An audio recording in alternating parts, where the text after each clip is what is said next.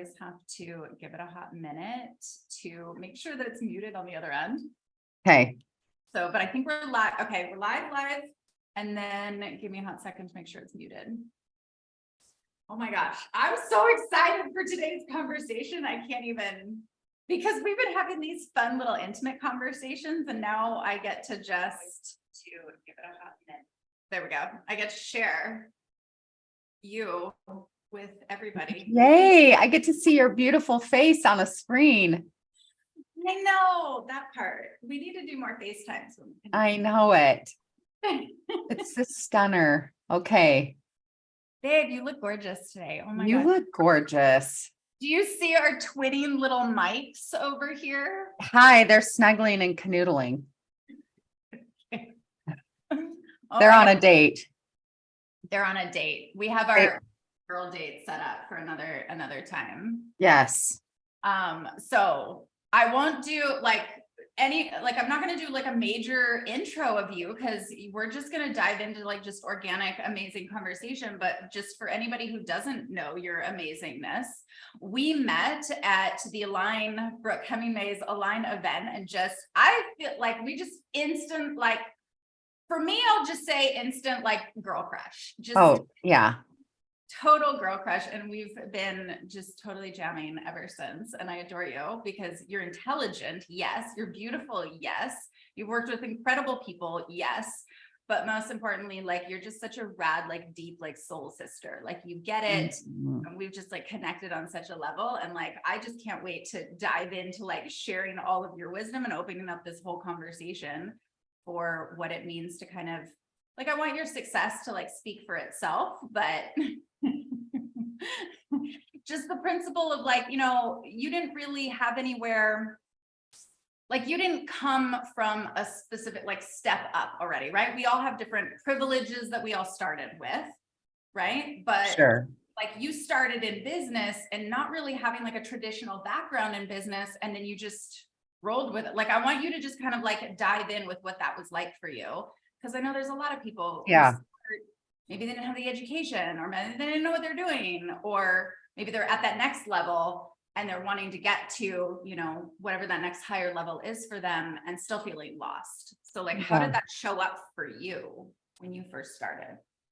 Well, first and foremost, I just adore you. And I want to acknowledge like what you said. It was like, you just meet someone and you're like, oh my gosh, I love them and I love their vibe. And I love all of our gazillion voice text messages and all the life that we've been sharing. So thank you for having me here. And I love that you're creating this conversation, because I think it's important when we look at, and sharing and helping others too on their journey, to be infused with ideas and inspiration and principles and skills of let's pull back the curtain. Here's how you create, your own business or your own success in a greater way. And I'm based in Salt Lake City, Utah. I was raised here. I was raised by a single mom.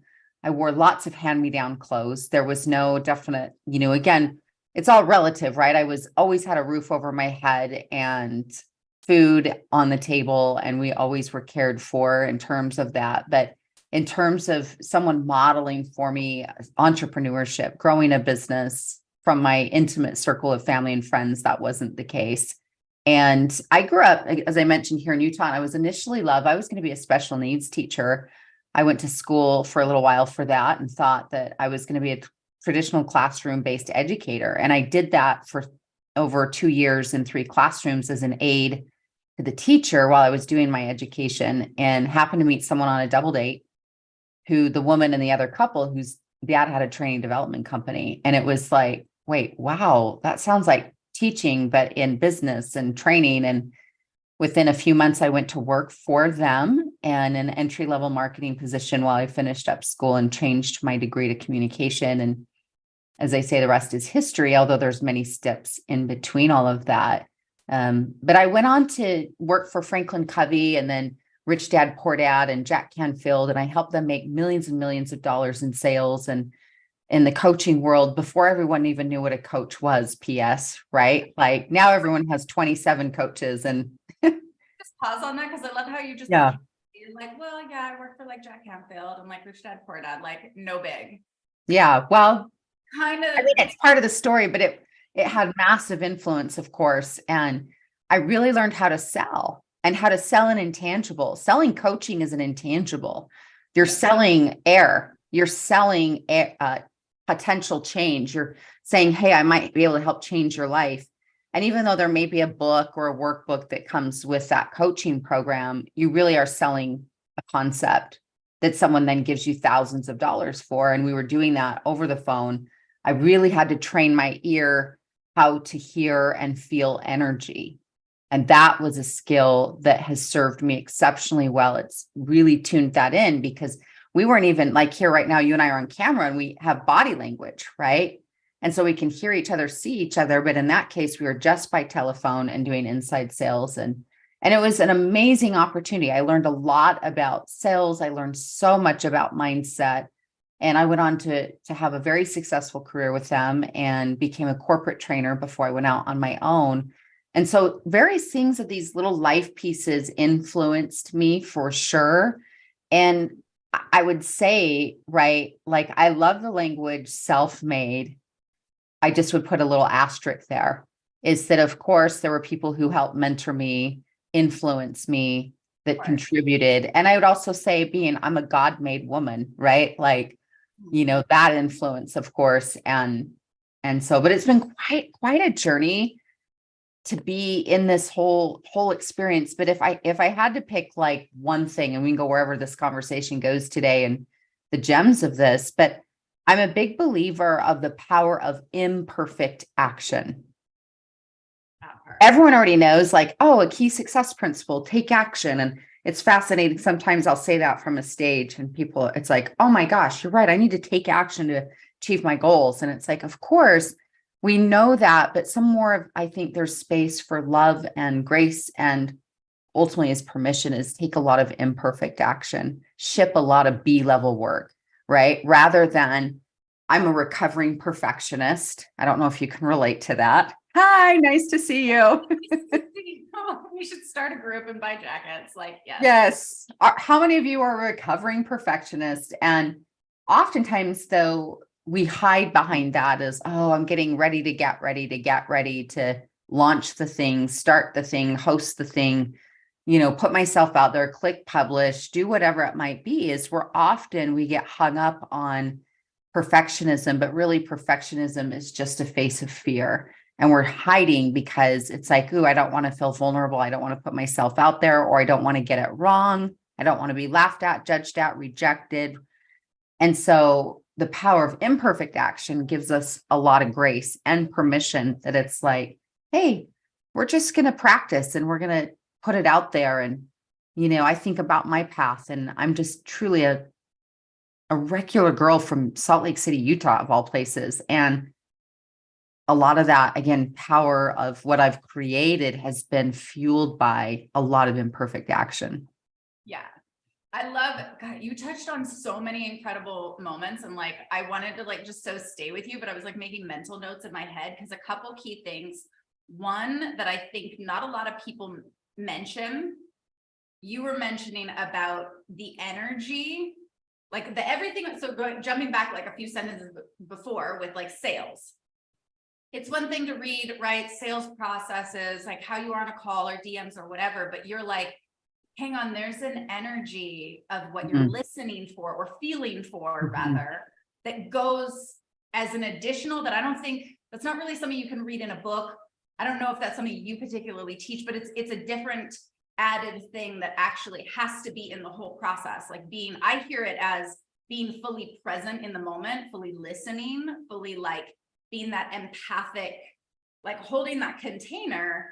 And then whatever words you're saying, right? There's whatever sales scripts you want to, be the expert at. There's this whole other level of, hang on, there's an energy. There's an unwritten language or an unspoken language that is a completely added thing. And I want you to like touch on that. And then there's so many, you're such a gem, babe. But like, well, you are a gem, but I really, again, so when you really tune into one sense and it was listening, right? I'd be on this headset in corporate America, open cubicle environment. I'm in a call center type environment. I'm on a headset I can see my environment around me, but I'm talking to someone, I was in Utah and someone in Pennsylvania or someone in Miami or someone in Oregon or the middle of the Southwest or even in Singapore or wherever they were around the world. And I'm communicating with a human, and humans, we all communicate in frequency.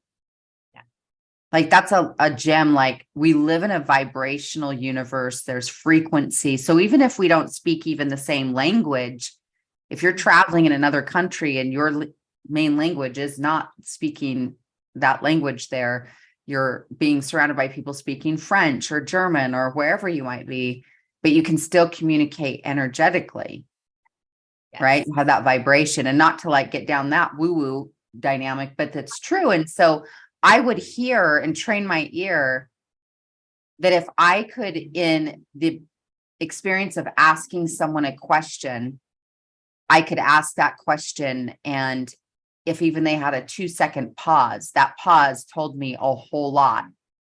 So if I ask them, like, are you ready to create this change in your life right now, for instance, and looking at their commitment to change before we're even trying to enroll them in a program. And if there was a stutter, if there was a pause, if there was a hesitancy, that nuance told me a whole other level of communication versus, oh, I'm ready and let's go. And I'm so in, just, oh, I need this versus, well, see, that well told me a whole lot. Well, Yeah. is this something you, this and this and this, or have you talked with your spouse about your dreams, your vision, your goals? Well, yeah, you just told me a whole lot in milliseconds, right? And so then it was like, and then I would just pause and hold space for that and say, tell me more about that. Or I sense some hesitancy. What's that about for you? And it was just like, you were literally just in this dance. And so it became quite a nuanced skill that has helped me so very much in life and communication, because I didn't have visual body language. And so I really had to tune in. Words are one thing, but how many times, right? I mean, we're gals. How many times as a woman, this joke will be played out there or shared, like you may have said to someone in your life, particularly say a man, you've said, I'm fine. Right. The words are one form of communication, but that energy is like, oh, she's not fine. Not fine. It's like, what is it? Fine stands for freaked out, insecure, neurotic, and Right. something else, right? Like, oh, things are not in alignment. And so the more that we can, that's another level of skill that we can practice, is tuning into the energetics and the nuance and really being present to someone. They'll tell you a whole lot if you pay attention. I think I really wanted to highlight that again, because I know we're saying it in the context of sales. And yes, that's important for any person, right? Whether you work at a job or whether you have, especially if you have your own business and you are a solopreneur, of course, those things are all important to know. But we're saying in that context, but there's so much, just the value of that is so incredibly important. And I know like there's everybody that's watching on the live too. And I just want, like, if you're watching the replay or live, like just take a hot second, maybe some people just jumped on, but rewatch that whole section and really, and be present and fully listen. Because I think whether it's sales, whether it's anything, I think just that is really super important as I'm going to generalize, where everybody is in just the whole world for any type of relationship. It doesn't matter if you're trying to, enroll someone into something that will help further their business or their life or their relationships, and that it will help them, or if you're just being fully present with people and being like creating that container and fully listening.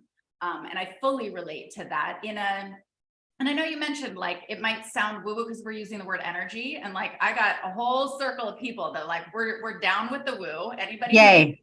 I'm in with my right kind of people then. And anybody who has followed me, or if you are new and you're watching, I have a really deep spiritual side, more on the spiritual, not religious. And we honor and appreciate everybody and different beliefs, because energy is energy. Like you said, it doesn't matter what language, and it doesn't matter what religion, it doesn't matter like what that is. When I grew up, we left the US when I was 6. And so talk about not knowing the actual language. Like you mentioned, whether you're speaking French, like, yeah, going to France, literally going to Germany, going to Sweden. And so connecting with these individuals, I was a young girl. And so we didn't have language. And the only thing that we had, granted, they were standing in front of me, but there was this whole other language that was happening that you had to try to, like, you had to read facial expressions, and you had to see if you could sense like what they were feeling when they were expressing something in a completely different language that sounded like gibberish because you don't know it. Like, so I really wanted to like highlight that again, because I think there's so many things that I'll just say for myself, that I would love to see be brought back as far as paying more attention to. It's not about sales. It's not about closing and rolling or whatever. That might be the thing that you use in it, but it's about really connecting with people and creating that space to like fully be heard, fully like connect beyond just words. And I think that that's just so powerful that you like brought that in. And so I'm giving a little what up to everybody watching live too, because I'm watching so if you guys have questions, put them in, because I'm watching the chat box. And of course, anybody who's watching the replay, like, you're such a wealth of knowledge. And I don't think a lot of people are talking enough about call it energy, call it vibe, call it frequency, whatever you want. But it's so important. Well, it really is. It's everything. And I often, as you know, we talk about this conversation, everything is energy and energy is everything. And often I'm sharing that when I'm teaching about self-care, and we talk about the fuel in the tank and your energy, right? Because your energy is literally magnetic. It's palpable, and putting yourself in a greater alignment, right? Of that heartbeat of I believe being great in sales. That's my first quote, sales strategy, is that you show up in a place where you show up for you, and I was just sharing this with my coaching clients earlier this morning, is I want you I was inviting them into recommitting to taking excellent care of themselves, not mediocre care, not kind of care, not settling for the scraps, on the table or on the floor, so to speak, of your life, but really making it a new choice, a new decision, because everyone's already heard about self-care. The moment that we're in this one, I just invite us to come back to is like, again, back to energy. Is you need energy to achieve your goals or attract the things that you want, but recommitting to saying, I'm going to take excellent care of myself, incredible care. I'm going to treat myself like a king or a queen. I'm going to give myself that kind of energy, because doing so obviously has a massive ripple effect to everything else in your life. So whether, to your point, it's sales or personal relationships or other goals, dreams, writing the book, whatever you might be up to, it fuels the tank. It does fuel the tank. And doesn't I know it? You're on some fun products that I've also recently Oh started. yeah. Yes. And it's You got to put like optimal fuel in the tank, right? And I've Quality supplements. Yep. Your girl Serah can help you with that, because yeah, where it's like, hey, we're dialing things up, optimizing. Oh yeah. That word. I love that word. Optimizing is definitely on point for wherever you're at, whatever your goals are. But I think anybody who's in my circle, they either have that like desire to become something more for their personal relationships, or they have a desire to become something more because they're an entrepreneur, because they have bigger dreams and bigger goals, and they want more for themselves. And I think that's kind of I'll speak for myself. I don't know about you, but like, that was my inspiration. I was like, I want more for myself. There's got to be more than just this over here, waiting for somebody to say yes to me. I want to go create something that I own, that I can be creating, that I can say yes to me. And that means you got to then say yes to you in a bigger way, which means, right? How did you say it? You're like, not just taking good care of you, taking exceptional. Yeah. Not just mediocre care, it's like exceptional care. It's like, oftentimes, I'll say this sometimes in a presentation, is when we're talking about this conversation, self-care is, again, input creates output. And it's this awareness that a lot of times, again, in this space, we're talking about dreams and goals and, and vision. And that was my share that went out today, was about reminding to visit your vision. Like right behind me is my own vision board here in my home office, right? This beauty that's just got all this good energy on it. And again, a lot of times we're talking about like, oh, these $1 million dreams or big dreams. And it's like, sometimes in life we have $1 million dreams and then we have $10 self-care. Right. And you have a big disconnect. Those don't match, right? That was solid. Isn't that so? It's good. And it can hurt a little bit, hurt so good. You're like, oh, I think Because what we're playing in the universe when we talk vibration is you're playing a match game. We hear the phrase like attracts like. Well, it's like things are going to match up. And so sometimes you have these really big dreams, but then we have skimpy, you're chintzy with yourself, self-care, $10 self-care. And it doesn't mean you literally have to put $1 million in your self-care. You can, but it's more of that your time is your ultimate currency. And it's like, is there time in your life for you? And is there time? That doesn't mean I also don't spend 7 hours every day in self-care activities or at the day spa every day. Sometimes I get there, but it's more so like we're often reminding each other we're working on the peach, right? Got to have that tight peach, girl. This is my peach. I love this girl. She and I'm going to call her Peach or Peaches forever. 100%. But it's the awareness, like what? And just for clarification, right? I mean, I think everybody knows, but peach means like, make sure you keep the peach tight, like go work. Like your buns, your cute buns. Go, yeah. Little tight peach, your booty. Yes, your booty. Yes. But it's like, taking time to move your body regularly and hydration and good food and prioritizing your sleep, right? Where it isn't always the manicure, the massage. I love those things. I love a good mani and I love a massage.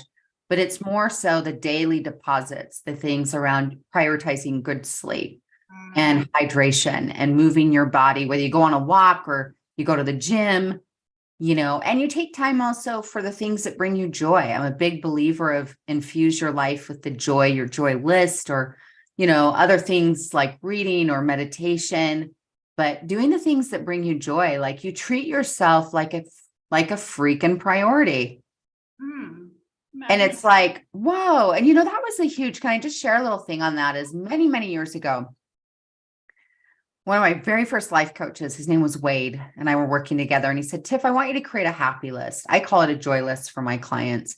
And if you guys want to participate and do this while we're in lifetime, I invite you to do that. Or if you're watching the replay, but take a blank piece of paper and draw a line right down the middle. And at the top, write my joy list.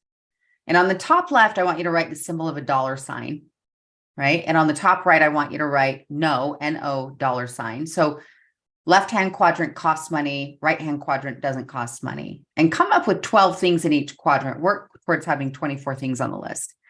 But when he first gave me that assignment, Serah, I had like 4 things on the list. I was like, travel, shopping, eating out, and I like fresh flowers.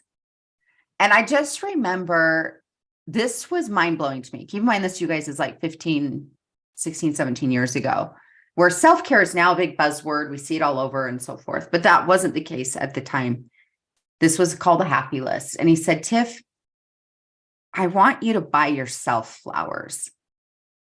And I know you might be like, well, of course. But to me at the time, that felt like the biggest aha. Like, what do you mean? I can buy myself flowers? Like, don't you wait for someone to give them to you? I know, again, this is rewind the clock. This is before Miley Cyrus made it cool.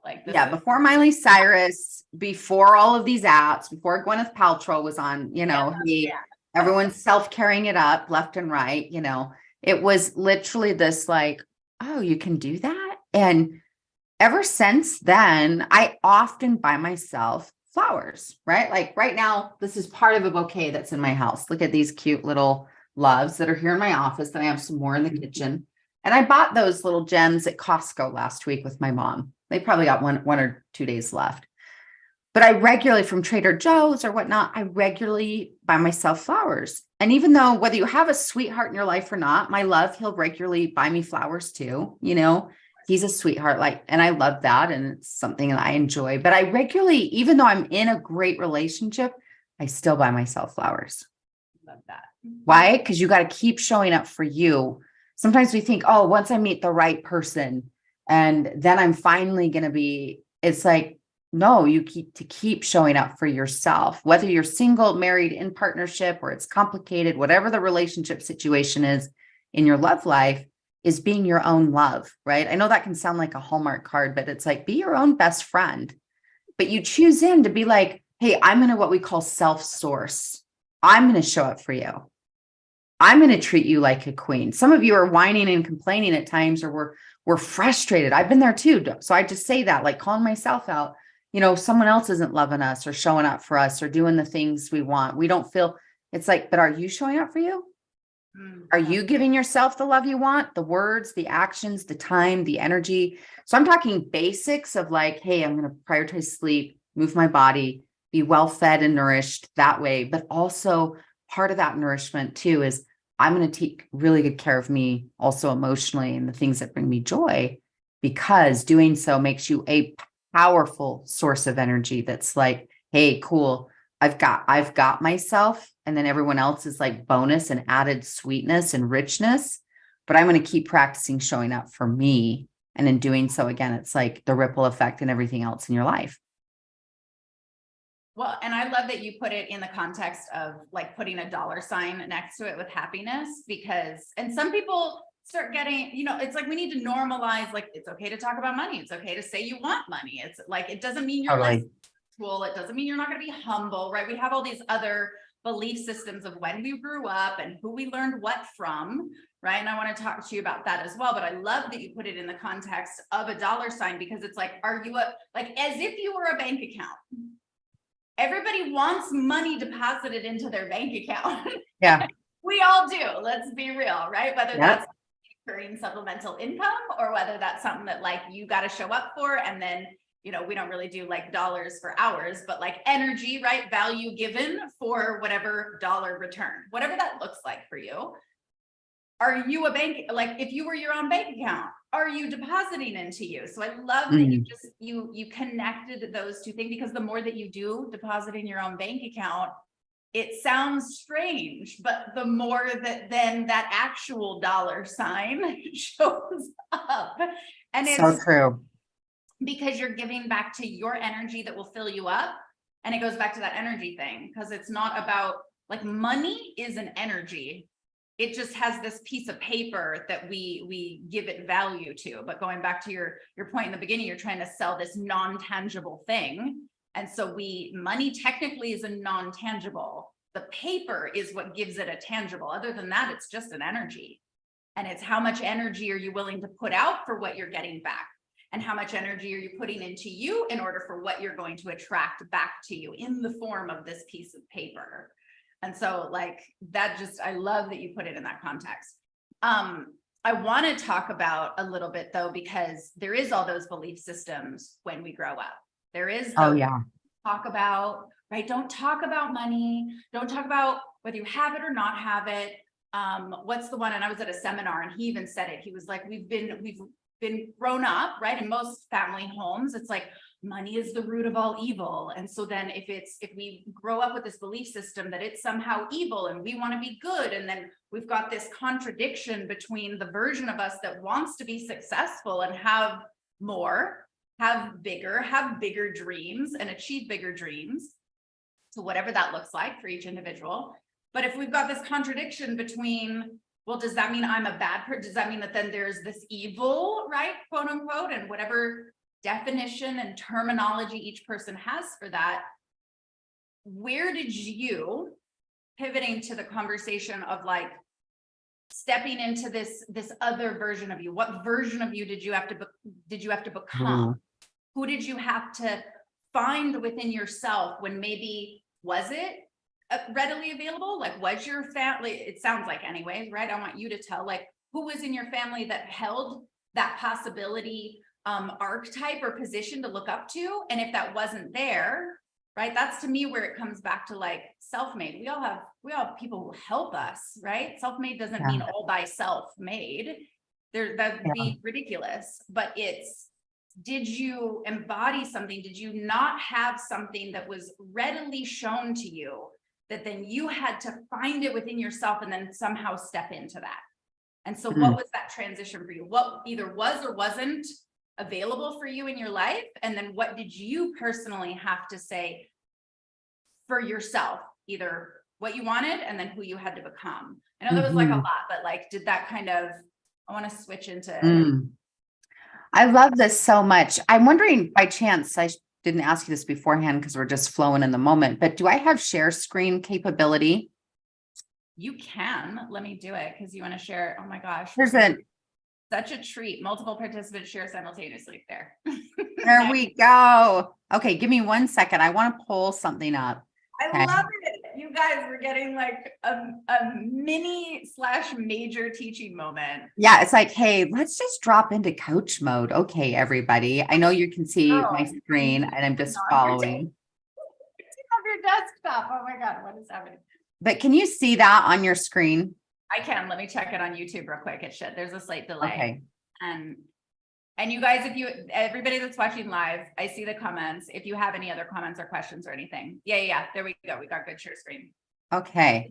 And this shows up just a little different than it does typically in my slide deck. It's one version that my designer created for me, but it's really when we talk about how do we create change, right? And you're asking, which is one of my very favorite questions, who would I need to be or become?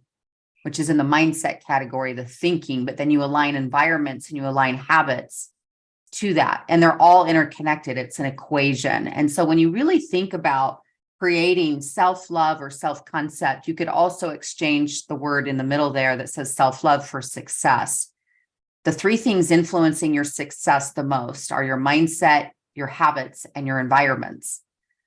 And so when you see this and when you embody this and knowing it's like a great recipe, right? Like, oh, we're going to make an amazing, risotto, or we're going to put together this incredible salmon dish or whatever you're making. There's certain ingredients, and these are the core for creating that self-belief or creating success. Again, it's the mindset, environments, and your habits. And so as you're asking, I love this question. I love technology, by the way. Thanks for letting me be a share screener. I'm such a share screener. Anybody who knows, I love PowerPoints. I love slides. It's like, let's just see this, because I'm a visual learner. So sometimes I like to model that, where it's like, let's just see those core ingredients, right? And so when you think about what is it I want next, who would I need to be? And that's in this mindset conversation. Who would I need to be or become? What does she choose or he choose, right? You think about your 6-figure or 7-figure self, your New York Times bestselling author self. You think about you being in a healthy partnership, who he or she is, right? You think about being a great humanitarian or a great successful business owner, or what you're creating is that mindset is who would I need to be? And then, yes, nourishing that mindset, visiting your vision, seeing it play out, right? The books you read, the podcasts you listen to, which is also then part of that second category you saw called environments, right? Like right now, if you're part of Serah's tribe, you're here live or listening to this replay, you're already on the path of nourishing your mindset with intention, right? So you get to check these boxes, like, I'm in the journey. You are in the journey. You're part of it in lifetime, or again, replay, you're watching this right now. You're nourishing that, but choosing to be in certain environments, right? Like the environment I met Serah in was a very positive environment. It was an incredible event called The Line. It's an annual event that Brooke Hemingway puts on various cities. This last year it was Tampa, but I put myself in that environment and then met and expanded such rich connections, right? That came from that. And sometimes we say that, put yourself in the room, buy the ticket, go to the event, get on the Zoom, right? Listen to the call, go to the yoga class, but you do become the environment you hang out in, right? I mean, there's lots of quotes that support that. You become the average of the 5 people you spend the most time with. But environments are who you hang out with, but also what you follow or read online, what you listen to, what influences you, because it is. And for all of us, whether you have your own children or you're an auntie or an uncle, or growing up, even your parents might have been conscious about who you hung out with. We're aware of that because our friends influence us. But what I love is that even if, again, I was raised by a single mom. She had 3 kids in the 80s, and we, had a roof over our heads, but we didn't have a lot of the quote extras. And we had a lot of love in our home, though. I didn't realize we were quote struggling until much later in life because there was so much love in our home. My mom's a saint. My mom's an angel, and she created a loving environment. Yet sometimes even if you're like, well, I don't have a great mentor because I've had mentors, or I don't know a lot of quote successful people, but you're choosing to be in environments like this one, you're putting yourself in a space where proximity, right? Our friend Ken Jocelyn says proximity is a cheat code, is proximity is power.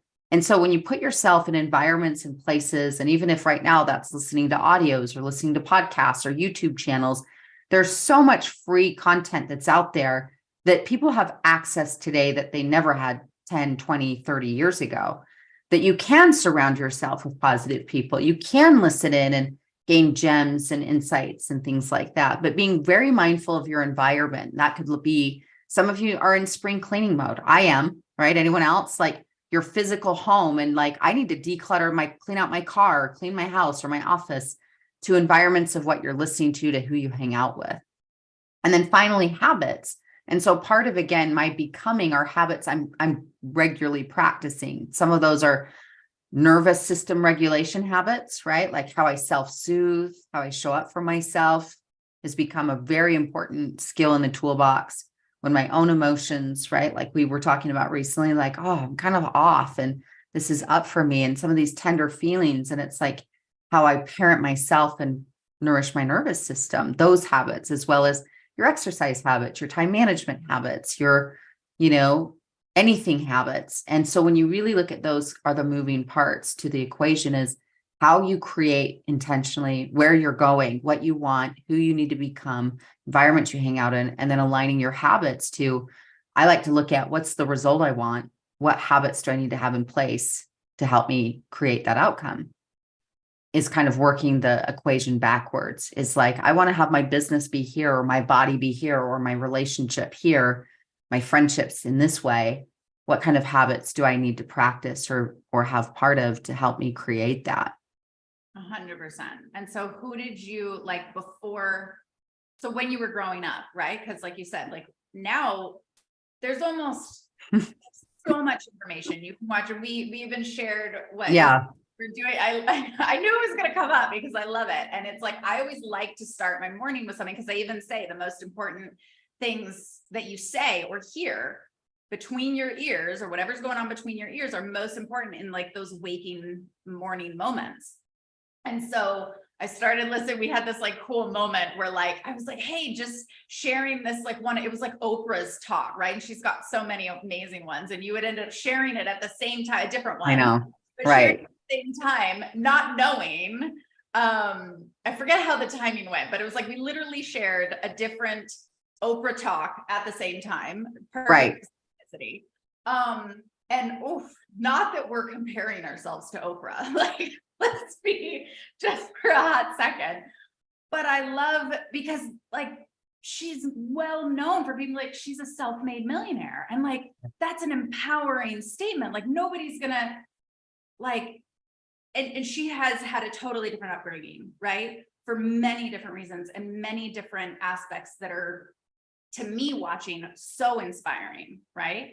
And especially being a woman of color and just listening to her story and all the different things. That's why I'm like, whoo, we're not comparing to Oprah like at all, but listening to her, so inspiring. Yeah. So anybody has access to that now. And I was listening to her Stanford talk this morning. I was going to send it to you, but I'll send it to you after. So good. Perfect. And it was so good. And so going back to you, like before, like we didn't have Oprah on YouTube to be like, yes, you can be a self-made millionaire too. And she said many people help her throughout her career, but she is a self-made woman. And I'm like, that is inspiring. That is so inspiring for everything that she's accomplished. And so trying to like see what's possible for especially us women, right? But anybody, he, she, that, whatever you identify with, like, who are you looking up to aspire to? And having those role models to have someone be like, I had to step into this next version of myself. And these are the thoughts I had to break through. And this is the old version of me that I had to break through in order to know what was possible, when maybe something in your environment is showing you that that would contradict the possibility of success and greater success, or contradict the just, yeah, what's possible. So like, what was your like old version of self that you had to let go of? And then Mhm. which one did you, not which one, Mhm. what part of you did you like fully choose and find? Mm. And how did you find her? I love this question, and it's just there's layers to it, and I think I'll just answer it with saying I'm still a work in progress, right? Yeah. But I think about growing up, and I was this scrawny little redheaded kid, right? And like I grew up here in Utah, and trust me, like there was just it's changed a lot, but there was not a lot of diversity. And I really hated you guys, like hated being a redhead. I'm a natural redhead. I love being a redhead now, right? I mean, it's like, oh my gosh, I love it. I love the richness. I love being a redhead. I love you. Growing up here, I hated it. I wanted to be blonde hair, blue eyed, right? Like just to give perspective in like my high school, class, there was maybe say in my high school, let's say there was like 1,500 to 2,000 kids total in my high school. And there was maybe like 3 African-American kids, like hardly any diversity. And it's changed significantly now. I mean, we're talking a long, long time ago. But again, as a child, often in junior high and high school, which, oh my gosh, did any of you love junior high? Because if you did, I probably want to interview you for my podcast because you might be a unicorn. Does it count if I didn't go? Yeah. Sarah's like, well, I opted out. Skip that part of life. But junior high, and like my 8th grade self, I had this red hair and I'm this scrawny little stick. Like I didn't even break 100 pounds to my senior year in high school, which some people are like, yeah, tough problem, but I was so skinny. And you know how, like, we all had something. If you had straight hair, you wanted curly. If you had curly, wanted straight. You were too short, too tall, too curvy, not curvy enough. I didn't have boobs and hips, and I sure wanted them, junior high. Like I just was this scrawny little kid. And I think about and sometimes what I call my 8th grade self, she was highly insecure, very sensitive to, am I included? Do I belong? Am I wearing the right thing? How do I look? Blah, blah, blah. And sometimes those same feelings show up as a grown woman. Mm. And that's where, again, confidence is a choice. It's also a habit that we can practice. And so my own sense of self had really low self-esteem. And I still get to work on that now. It's significantly better, but there's still moments or times that I can have those thoughts, the weeds return. The difference is today as I'm kind to her when those things show up versus judgy and harsh. So now when my 8th grade shows up, rather than judge her, berate her, whip her, it's, what do you need, sweetheart? I've got you. It's okay. What's going on? What's triggered? I've got you. Again, these self-soothing tools. And a lot of that, though, again, is I'm so grateful. I will say, God's grace on my life matched with the experience of friendships and relationships influenced me. And again, sometimes we think, well, I've got to wait and be reactive for those friendships to show up. I didn't have great friends, but you can also cultivate friendship and be the friend type thought process. And I'm really grateful to some girlfriends I met in high school and really influenced me. And that helped put my life on a different trajectory. Because your environment, you guys, it really, as you know, I'm just preaching the choir, reinforcing, is get intentional about who you spend a lot of time with.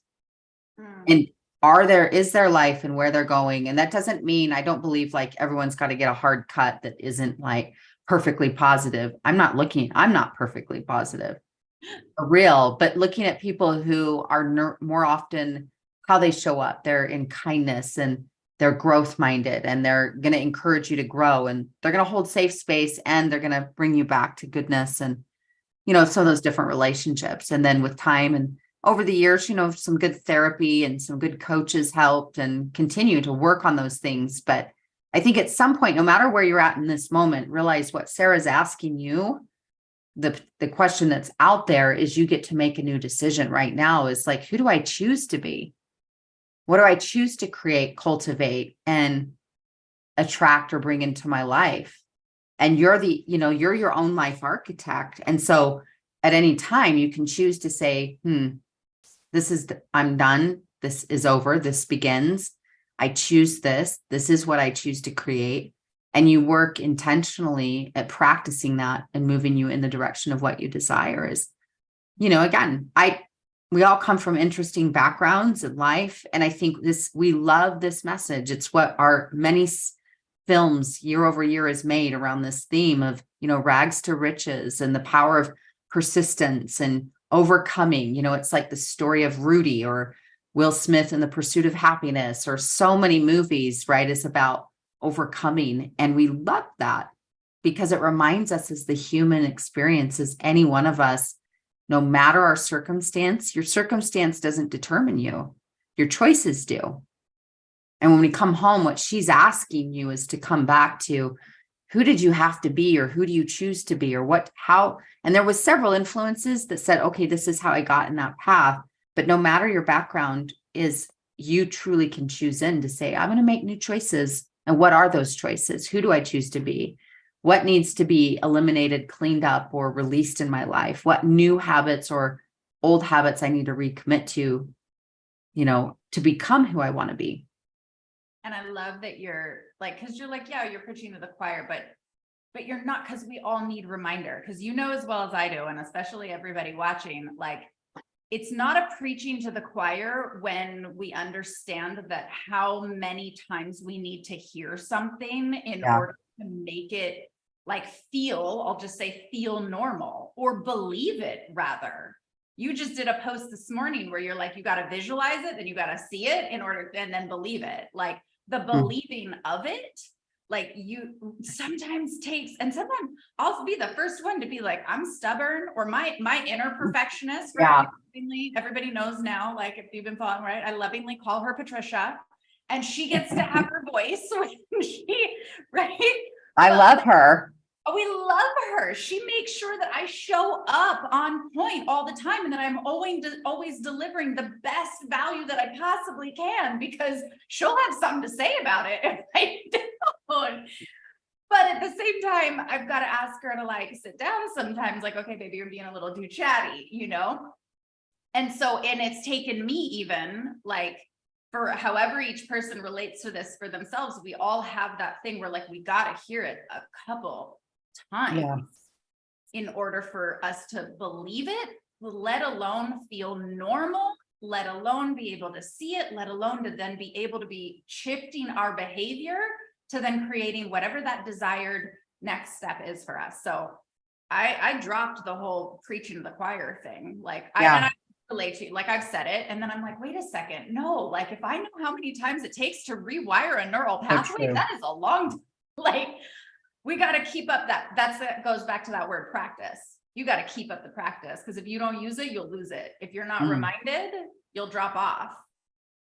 Yeah. Thank you for that. And just normalizing that, because it's so true, is we're practicing, right? It's like you have practices, and you hear the phrase, it's about progress, not perfection. And it sounds cute, but it really is that you're about a progressionary human being. And we say you're a work in progress, where it's like, I'm regularly practicing certain principles, right? Like even if I worked out 2 days ago, it's like, I'm going to keep practicing that. Or even if I was, great yesterday emotionally or for a while, but it's like, gosh, I got triggered or something's up. I get to practice coming back home.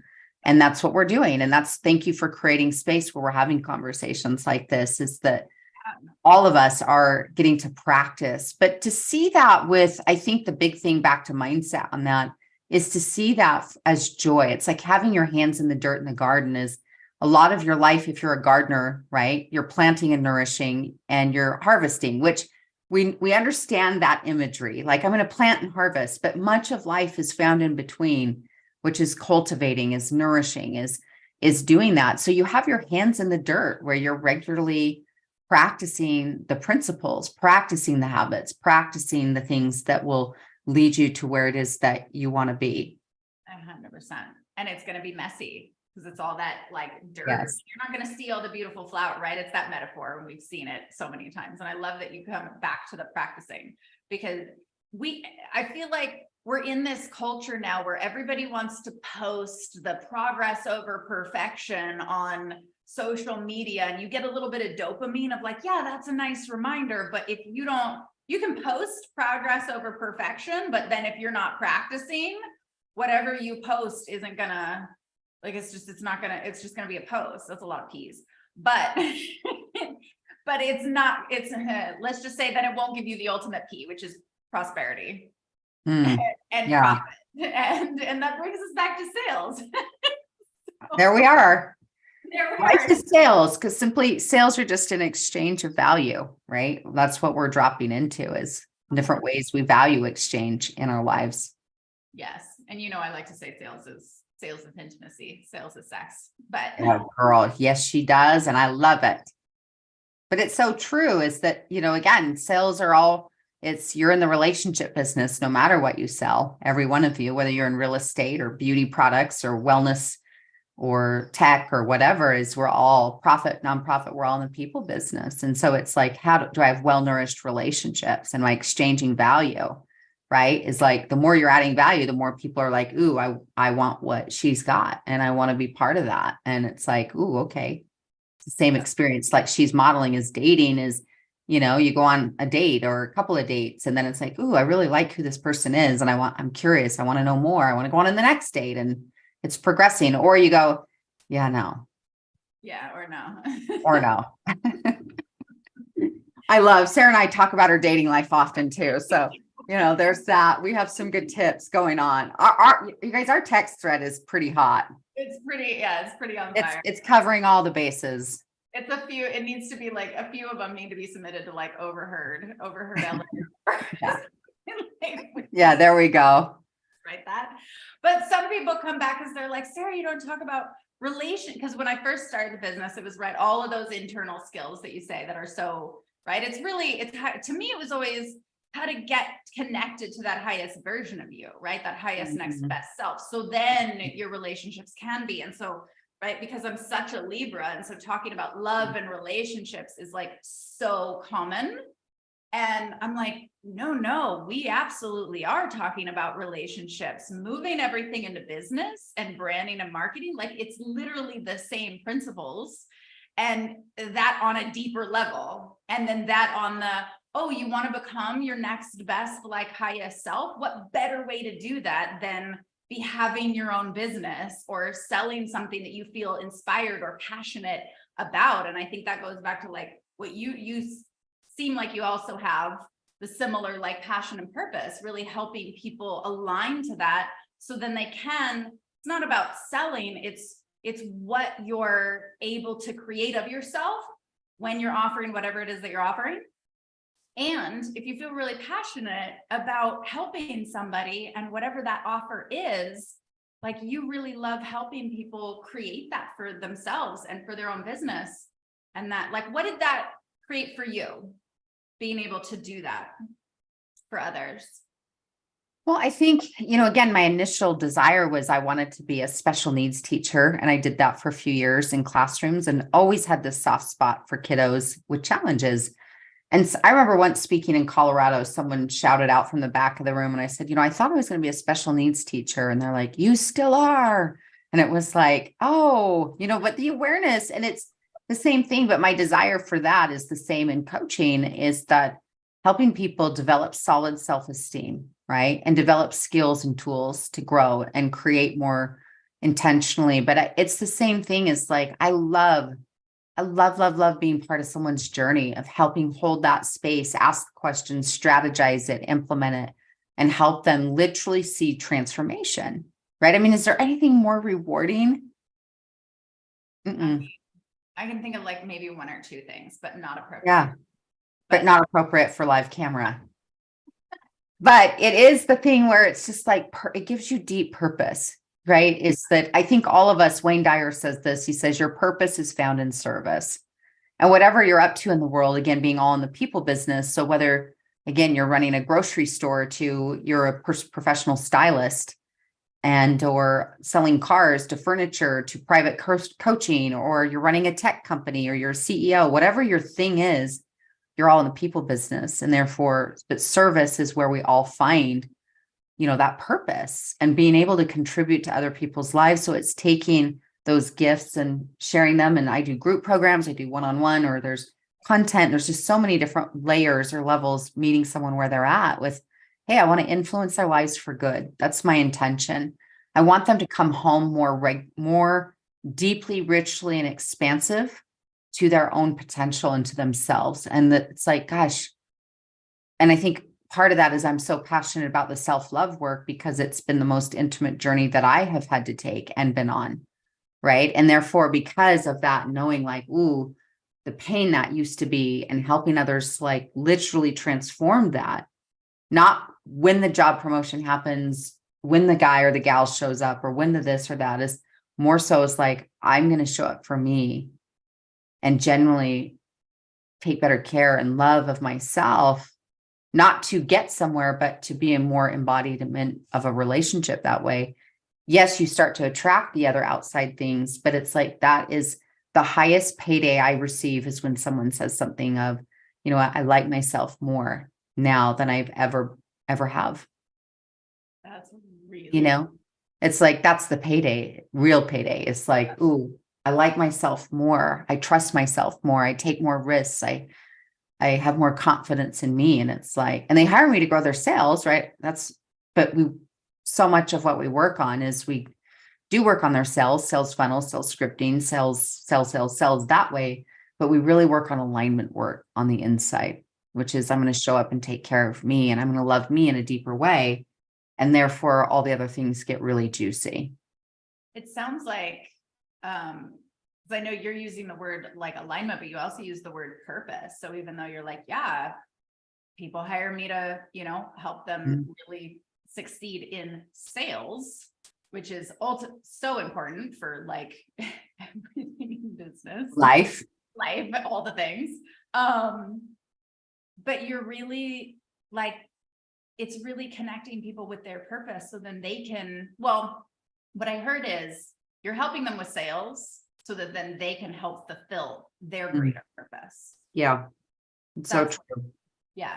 So we can put whatever words on it. And that's where I like having these conversations, just reiterating it, because I want to normalize these words where there's so much stigma around sales is sticky and sales is, there is, when it's done in a way that isn't on purpose, or it's not done with somebody who is doing it for a greater purpose, to fulfill a greater purpose. Right. Because that comes back to, what is your integrity? Right. What is your integrity, and what's your intention? And so there's lots of people who have intentions to just, that goes back to dating, right? Or if you're in a relationship or not, right? But that goes back to, there's always going to be somebody who's going to kind of make, like, I always think of like the kid who like peed in the kiddie pool. You know what I mean? Like, there's always going to be the one that's going to like have it not be fun. Yeah. Like this weird impression where everybody else is like, wait a second, but like, we're so aligned with our purpose, and we need to learn these skills so that we can do the thing that we're really passionate about. Why is Home Slice giving it like a bad rap because he's the one that like peed in the pool?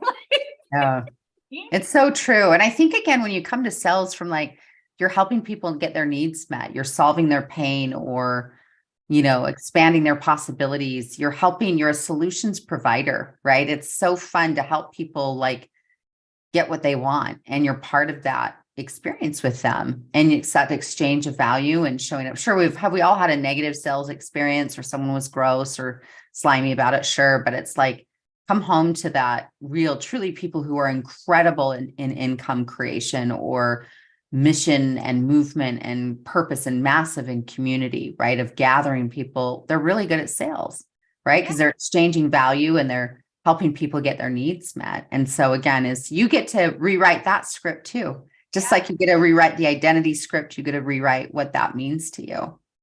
And then that's rewriting. It's just like you said with relationships too. Like we all know what it's like to like date that person where we're like, oh, that wasn't, we either could have done that better, or that was not my idea. It turned out to not be the right choice. Right. Yeah.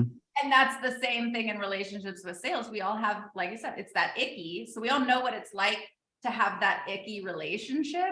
But then if we're all in the perspective of, okay, but are we going to let that relationship stop us from keeping our heart open of the possibility of what relationships can truly be? Then it's the same conversation. Yeah. I love So you. good, babe. I adore you. Love you. We could do this all day, but I know. Well, we can't do it all day, but let's do it again. But let's do it again. And I just want to acknowledge everybody watching, and Colleen and Soul Sense. And I see your guys' comments. And so tell us, because you do, I mean, I'm going to obviously, if you're on my newsletter, right, you're going to get the email with Tiffany's information, but where's like the best place? Because you've got a sales summit. So for people who really, yes, want to know more on how to step into greater purpose, right? Step into those greater versions of themselves, but then also stepping into like, or excuse me, not stepping in, but like actually learning true, like sales success, if you will. You have a sales summit. You have, I want you to share because I don't want to say anything the wrong way. We have a lot of things happening right now. My home website is tiffanyspeaks.com, and there's several free resources there. Go grab under free resources, the self-care guide, right? That will reinforce some of the things we were talking about today. So tiffanyspeaks.com. My show also is on Spotify, iTunes, or Stitcher. It ranks top 1% around the globe. We have so many great guests, content ideas that are shared there. Again, these are some free resources. And I do have an upcoming sales summit process. It's once a year, I take my sales training and make it available to the public at a fraction of the cost. It's $97, and it's a 3-day experience, a couple of hours each day. It's all recorded workbook and so forth. You can find that at salessummitseries.com, a couple of S's in there, salessummitseries.com, or you can find that on my website. If you're catching this outside of this March timeframe, we'll have those recordings for sale there as well. You can catch that at the home site. My favorite social is currently Instagram. You can find me there. I run all my own DMs and Messenger if you have a question or want to pop in there. And yeah, thank you, love, for having me. It's so fun to just dish. I think we should do this again because I feel like we just barely scratched the surface. You did. And you're such a wealth of knowledge. And I just have such a blast chatting with you. And you're just, thank you for just taking the time and giving to my community, but also like this will be on YouTube. So you guys, if you're, well, if they're seeing the replay, like this will be, and I'll put all of your links and stuff like that. I just so adore you. I fangirl on you. I girl crush on you. You're just such a gem. And I'm so grateful to know you, baby. Yeah, you're my doll. I adore you. Like, adore this woman. I mean, hang out with her. She just spices up my life. She's so zesty and flavorful, but she's also just so genuine, has a heart of freaking gold. You probably already know that if you've spent time with Serah, but I loved when I met her. I was like, who is this bombshell? And then she's a bombshell with this big heart, but she's just like, girl, you're the like triple, quadruple threat. It's like, dang, girlfriend has it all. So thank you for having me in your space. I appreciate the trust, and I'll look forward to connecting with you offline real soon. I love you. Awesome. And thanks for everybody for watching. I'm going to stop the live stream now.